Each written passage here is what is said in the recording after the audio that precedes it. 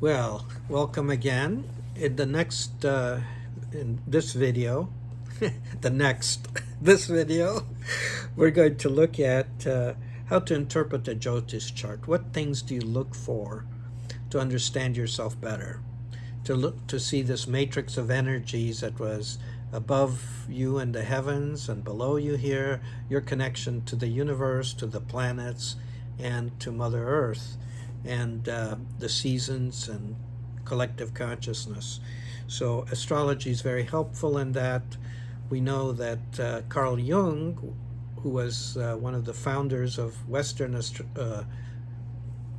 not astrology, but the Western psychology, he was using astrology in his practice. So he loved astrology. He communicated with B.V. Raman, a great astrologer of India, and he suggested to Sigmund Freud, his friend, his mentor, friend, to make use of astrology, because he said it's not just synchronicity, it's causality is involved. So he understood it very deeply, and he did write a number of essays which are put into a book, a nice thick book, with his appreciation of what astrology is and what it does.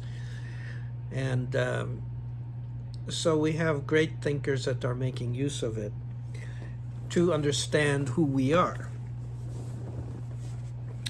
So how do we start to interpret the Vedic astrology chart? I've already mentioned that we have a seasonal chart.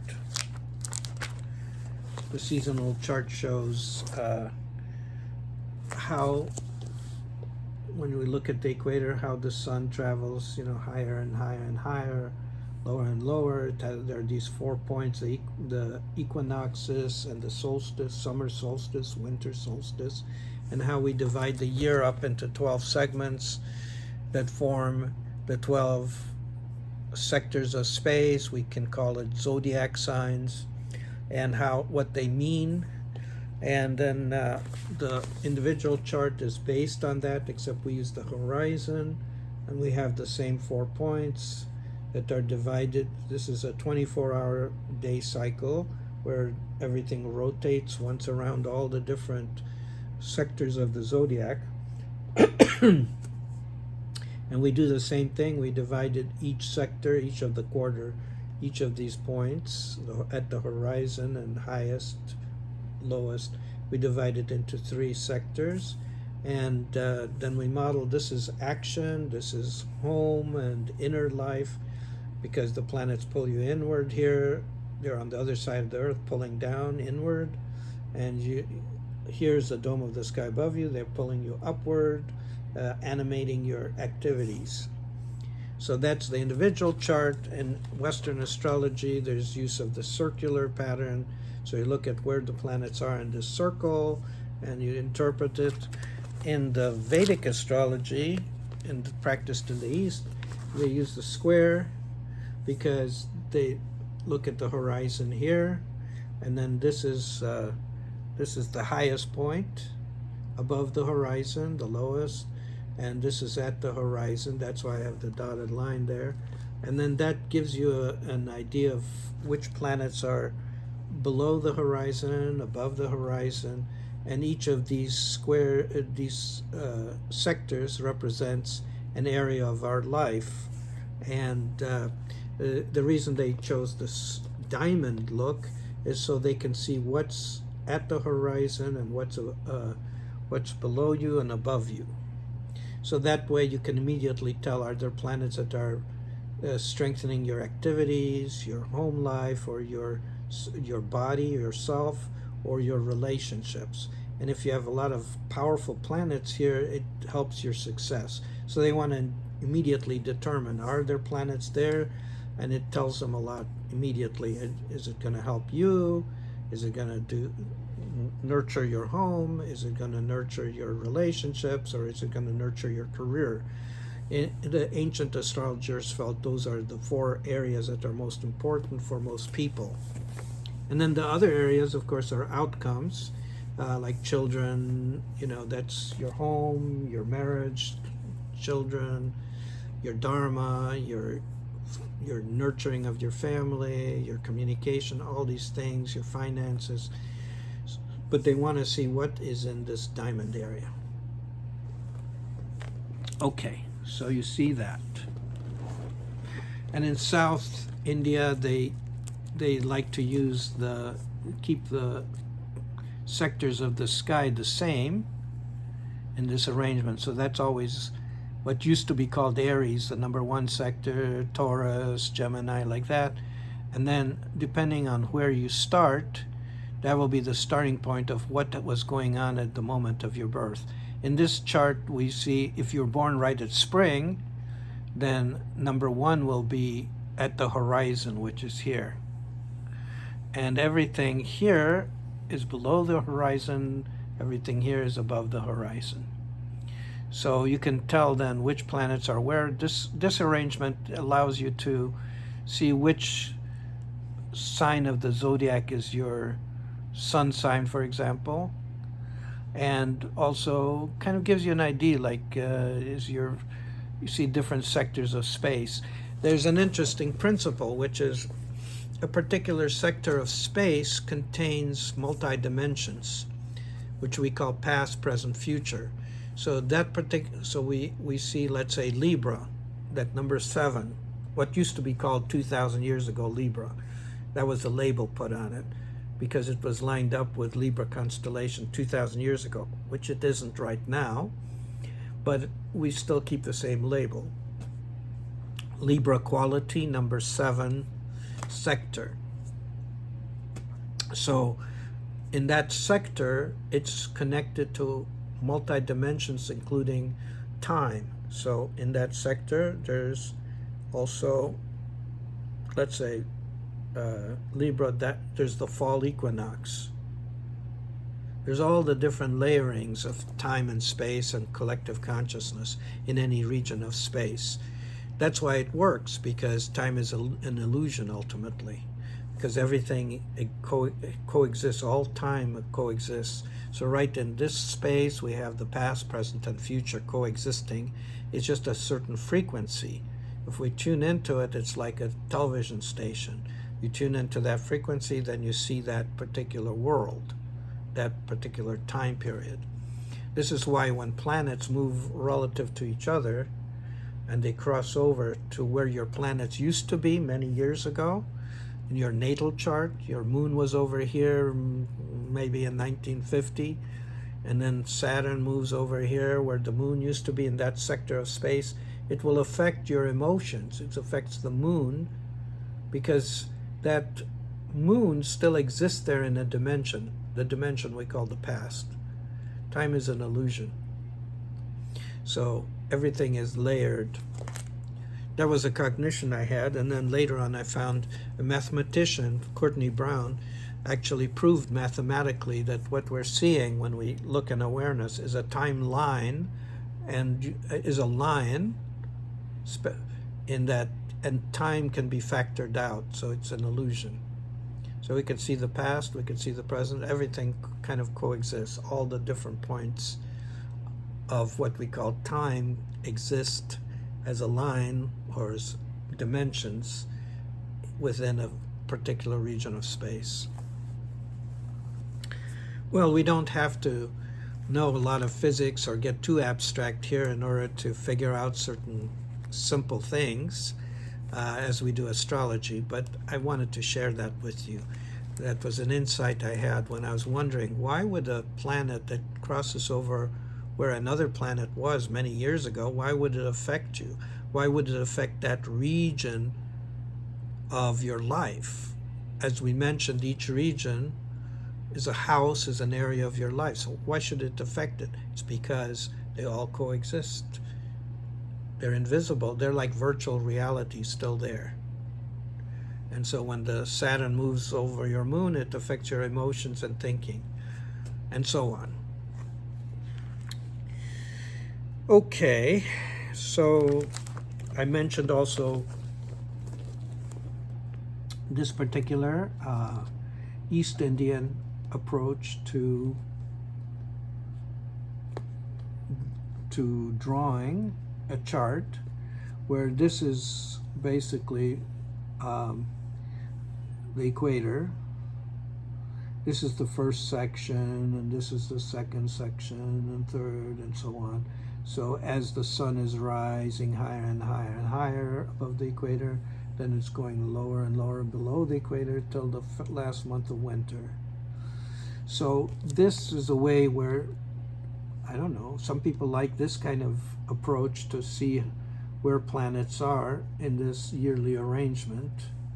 And it does have advantages. It's very easy to draw. You just draw two parallel lines, two lines across, and then you draw a line in between, and suddenly you have a matrix that you can look at, where you've got the year starts here, and then you look and see where your planets are, where your rising sign, what was coming up over the horizon, and you can do it from there. I personally think that looking at the North Indian chart is kind of charming, because you can see immediately this is above the horizon, this is below the horizon. These are the four corners: you, your home, your relationships, and your career. And you can see immediately where the planets are, and then you can extrapolate from there. So, this is you, this is your family, this is your brothers and sisters and communication, your home, your children, your service to others, your relationships, your transcendence or past lives, your purpose in life, your career, your achievements and income, and older brothers and sisters and friendships and fulfillment, transcendence, letting go. Also can be distant places, places of healing, far away, like, like a place like a hospital, or a place where you're more secluded, and also letting go or expenses can come in this. So we have that as a very nice way to look at things, and I've drawn this here again, where I've put in all these different ideas, the self, and then the self, then the family, and so on. And this is again the horizon, and each of these keeps rising over the horizon, and so you can tell immediately. You get if you use this, you get accustomed to seeing what things are represented by what. So this is the North Indian style, and it's kind of useful. So how do you interpret things? What do you have to do? Well, when you interpret, you could say, how do you start interpreting? Well, first you want to know where your soul is, your sun. Then you want to know where your moon is, your emotions, your mind. How does it fit with the seasons and social energy? Then there's an interesting concept. How far is your mind and emotions in terms of energies? How far away is it? How many houses away is it from, how far away is your moon from the sun? Your soul, your mind and emotions, what kind of relationship do they have to each other in terms of these different sectors, which we can call houses? It tells you how your goals and soul relate to your mind and emotions. And it gives you a house that is the focal point of the soul and mind and emotions. If your sun, let's say, and your moon are separated by 6 sectors, then you could say the 6th house is where your focus is, service. If it's 7 away, then relationships and contact with people is a big thing. And so what you do is you look at that distance of the sun and moon from each other, and then the number of houses or areas it's away from, you put that as the house where your focal point of success is, the connection of your soul and your mind and emotions. This is called, in Western astrology, the fortune point of fortune. Also, you want to look at what type of sector is rising as you're born. It gives your personality your body type, your energy, and tells you how you connect with the different 12 sectors of space for the Kalapurusha for the year.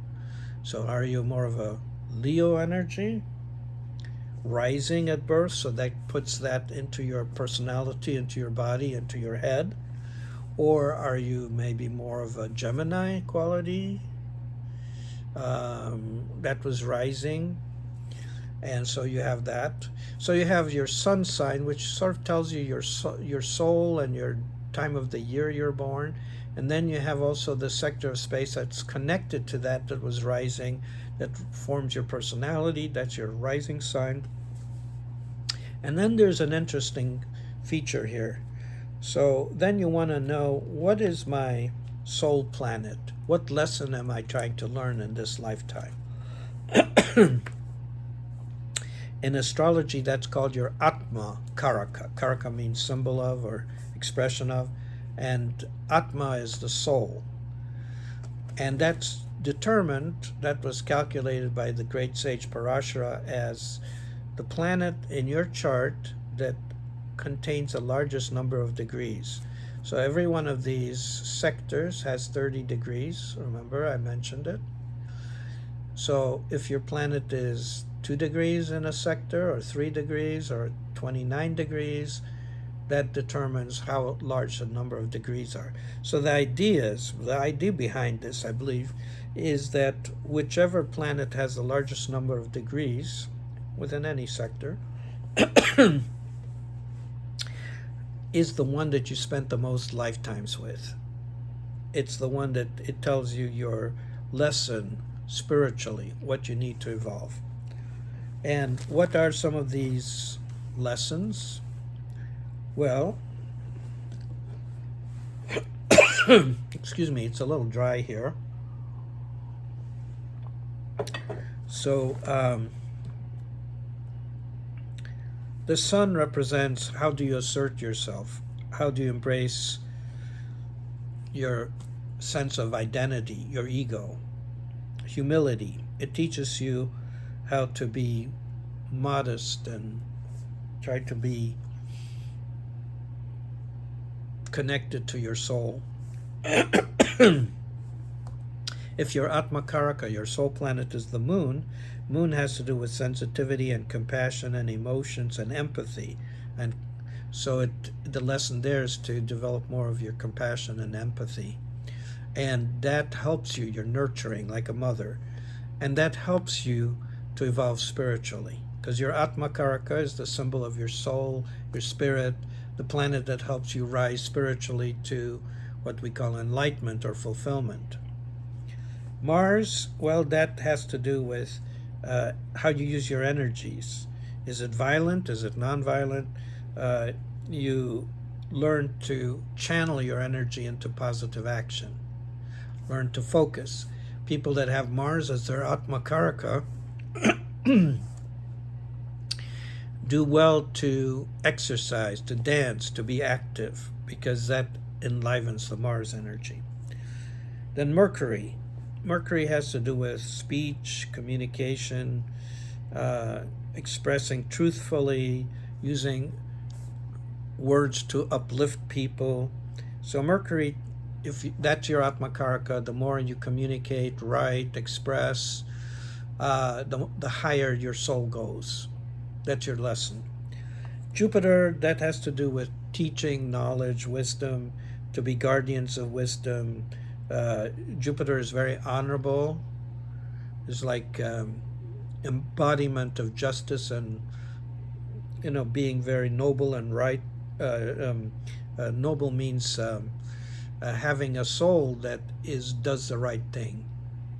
That it's not about some title or some kind of status that you get by being born to a certain family. Nobility means that you're a real human being, that you have compassion for others, that you do the right thing. And Jupiter says, honor wisdom, honor knowledge, be noble in terms of your actions, and honor your teachers. Venus, it represents, Jupiter also has an element of enthusiasm like a child. Don't limit yourself, allow yourself to expand. That's why he's called Brihaspati, the pater or the father that is Brihas, expansive. Then Venus is about love and relationships and beauty and aesthetics. So it's also about enjoying life and our desires. So if you have Venus as your Atmakaraka, try to be loving and appreciate beauty and harmony and relationships and balance your desires for nurturing and doing all good things. Saturn has to do, if that's your Atmakaraka, he has to do with uh, dedication, loyalty, commitment, doing the right thing, um, uh, being helping others, helping the elderly, helping others through their challenges and sorrows. So it's a dedication quality.